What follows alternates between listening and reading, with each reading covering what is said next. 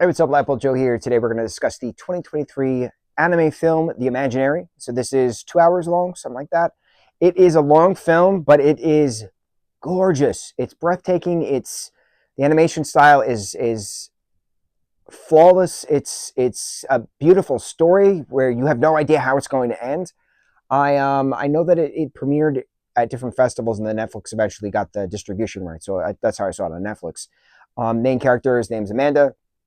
She is in school. Her mom's bookshop that they live under, they have the apartment above, is starting to close. Her dad passed away recently. Her imaginary best friend, Roger, Rudger, he has been alive for 3 months, 3 weeks, 3 days, something like that. That was the premise.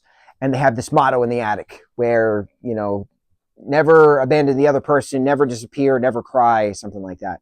And their imaginary adventures are flawless. It's one thing melts to the other, which melts to the other, which melts to the other, which is exactly how dreams work. The locker that you're standing in front of you when you open it up could be the refrigerator, and then you turn around and you're in the kitchen, but you're not in your kitchen because then the kitchen then morphs into your grandmother's kitchen, and there's your grandmother sitting in a rocker over there, but the rocker isn't just in the living room, the rocker is outside on a beach. Things. And it did exactly that. It's very hard for someone's imagination to do that. So then it's a matter of what happens then if your human friend gets hit by a car and you think they're dead. Do you, the imaginary character, still exist? Or if they're in a coma, do you still exist? What happens when you start to disappear? Well, you can obviously disappear and go away and that's it, but there's a means of imaginary characters, imaginary creatures, imaginary friends coming together in one little facility, which is a library, and they get to live and thrive because imagination, which is what is needed to create a book, is their oxygen. And it was a gorgeous way of explaining it.